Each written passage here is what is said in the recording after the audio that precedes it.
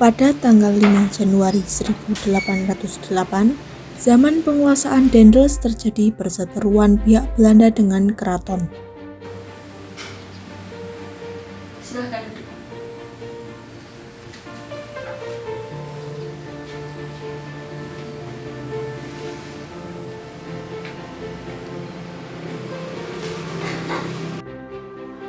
Pembangunan jalan ini harus segera dilakukan. Dari Anyar hingga Panarukan harus segera dilaksanakan. Tidak mau tahu, segera lancarkan pembangunan jalan ini. Tidak bisa. Belum ada persetujuan dari kami. Pilih saja jalan lain. Tapi akses jalur ini yang saya mau.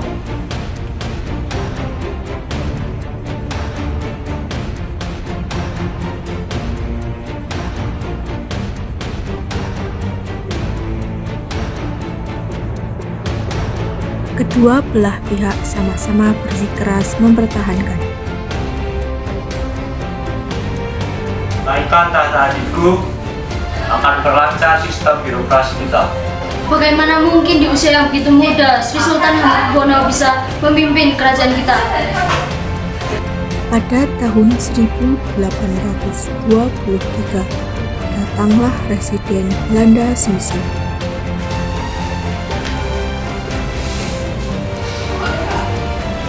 Lebih baik saya gantikan sementara posisi adipannya Sri Sultan. Setelah beliau tumbuh, saya kembalikan. Dan begitu, kehidupan rakyat pasti terjamin. Baiklah. Namun masih ada satu dari pihak keraton yang dapat memimpin keraton ini. Ia keturunan wali, ia pakualam, ia bernama Diponegoro. Mana bisa seperti itu? Saya sudah berbaik hati menawarkan tugas seberat itu. Masih ada tolak. Baiklah, kalau memang tujuannya akan mensejahterakan rakyat. Kepemimpinan Smyser membuat rakyat menderita. Muncullah seorang bangsawan putra dari Hamengkubuwono III bernama Raden Mas Pontowiryo atau Pangeran Diponegoro. Pangeran Diponegoro ini tidak puas dengan melihat penderitaan rakyat karena kekejaman dan kelicikan Belanda. Mulailah Pangeran Diponegoro menentang dominasi Belanda.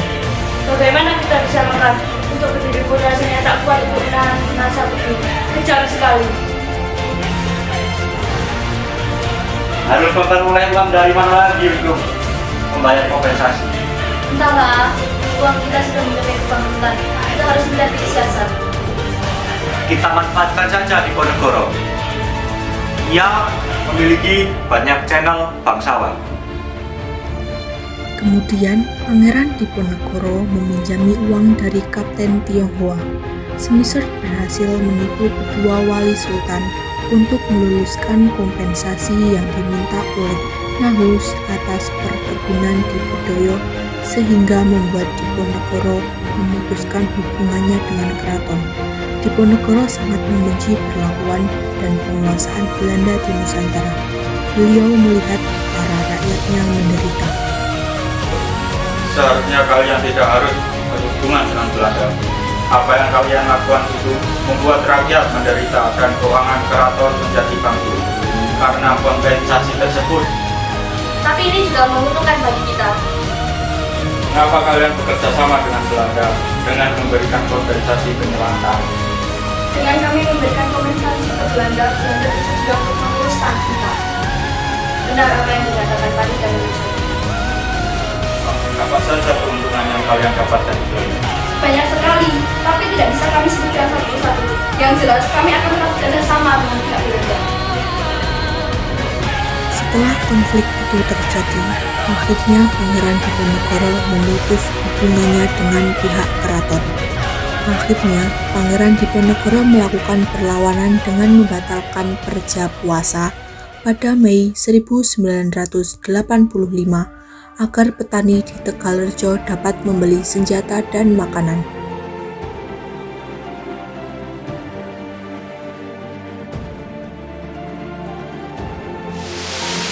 Perintahkan pada anak buah kita agar pemasangan patok segera dilaksanakan. Baik, akan saya laksanakan. Tetapi apakah sudah mendapatkan persetujuan dari Pangeran Diponegoro? Karena pemasangan patok ini akan melewati pekarangan Pangeran Diponegoro. Biarkan saja. Apa pedulimu padanya? Ini demi kelancaran itu. Setelah Pangeran Diponegoro tahu, beliau memerintahkan rakyat untuk mencabuti patok-patok tersebut. Kemudian Patih Danurejo datang. Siapa yang menyuruh kalian mencabut patok-patok ini? Patok-patok ini benar.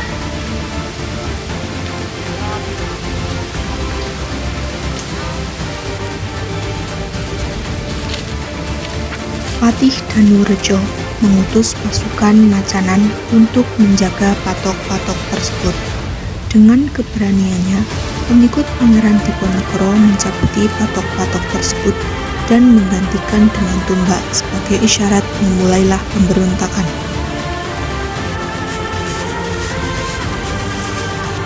Di tengah medan perang,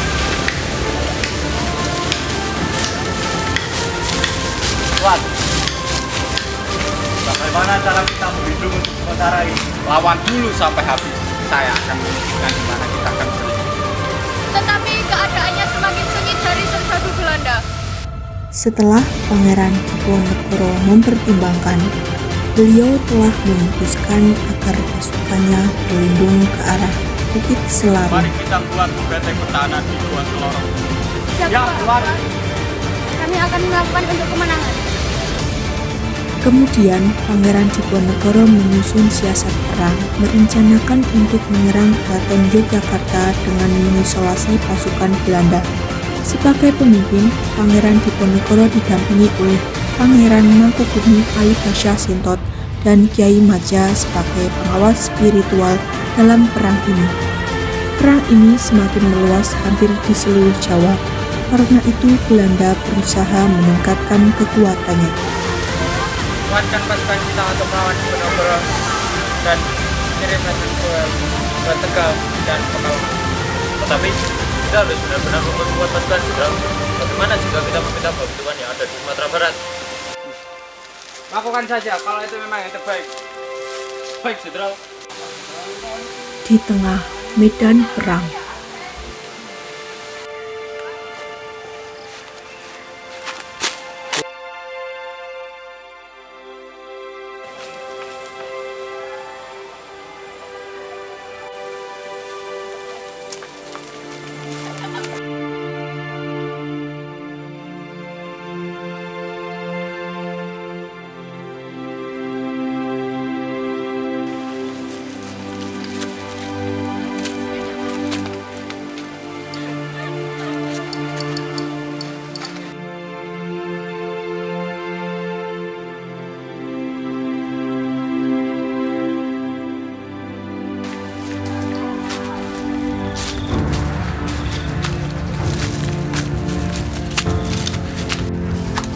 Belanda menghancurkan pos-pos pasukan Diponegoro. Kemudian, pos Diponegoro dari Goa Selarong dipindahkan ke Dikso oleh pimpinan Ali Pasha Sintot. Ali Pasha Sintot berhasil mengalahkan Belanda di daerah bagian barat dan pasukan Diponegoro pun mendapatkan kemenangan.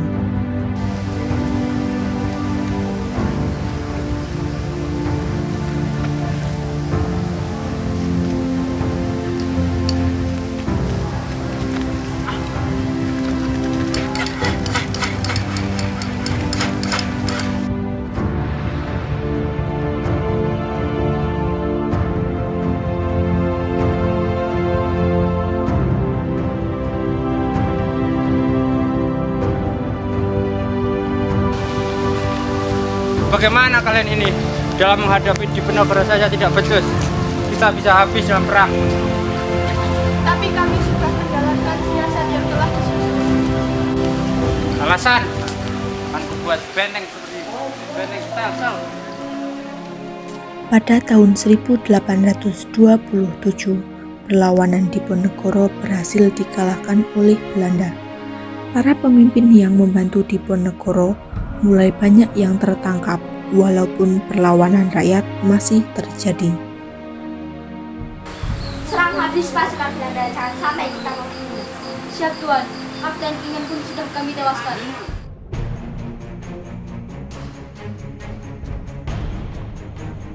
Pasukan Belanda mencoba mendekati Ali Pasha Sentot untuk berunding, tapi ia selalu menolak. Bagaimana ini? Apakah kita bisa membuat Sentot menerima ajakan kita? Apakah kita bisa meminta bantuan Arya Prawiro Diningrat? Mungkin bisa. Kami akan meminta bantuan kepadanya. Setelah itu, pihak Belanda berhasil meminta bantuan Arya Prawiro Diningrat.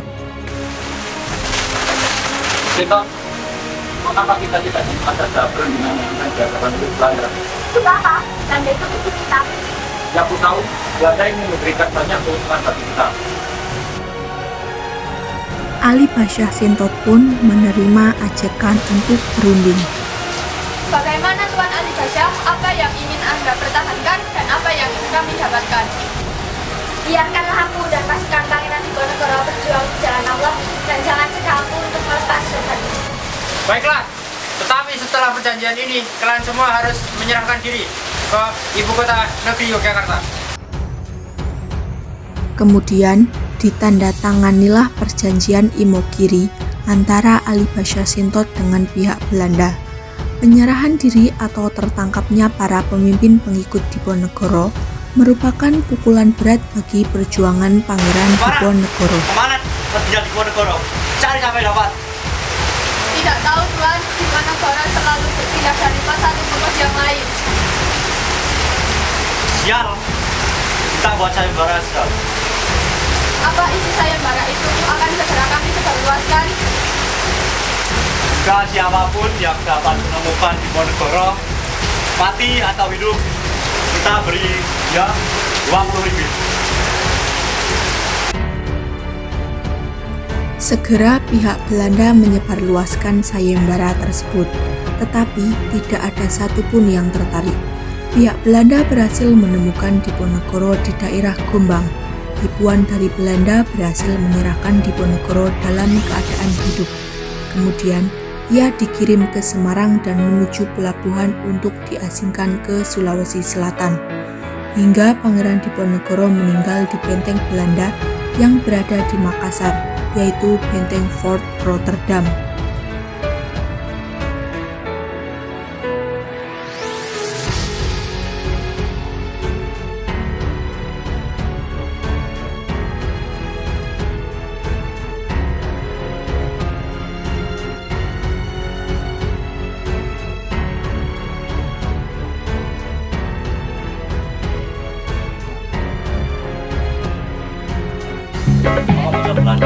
Hello, my name is Lintang and my friend.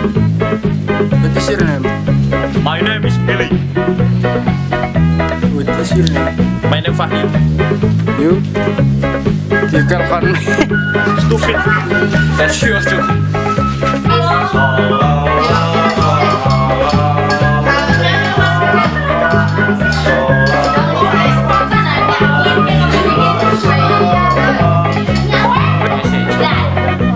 Lawan dulu sampai habis.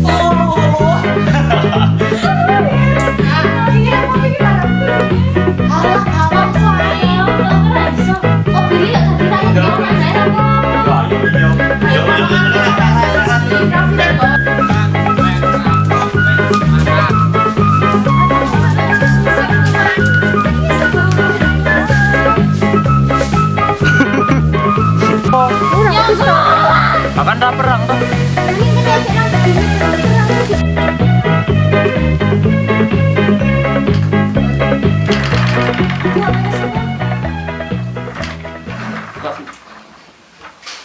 Kopi jangan cemberut terus.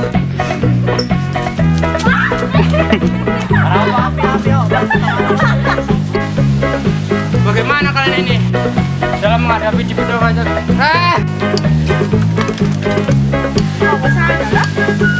Kok ada kucing aja?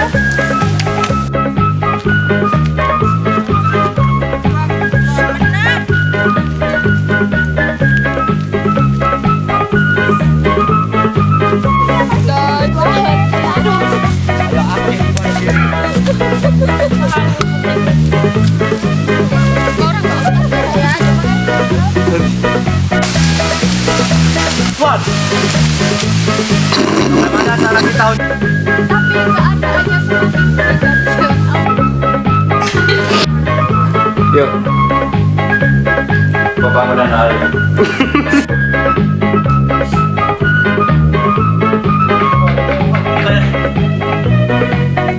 harus mulai orang dari mana? Rasanya tak kuat untuk menahan diri. Aku sih mau sokok. Iya. Aku nanti. Apakah tidak bisa?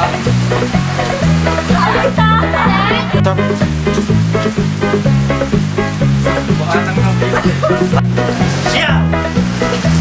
Apakah ini sayembara itu? Belum saya datang. Kepala. Kemana? Wah, kayak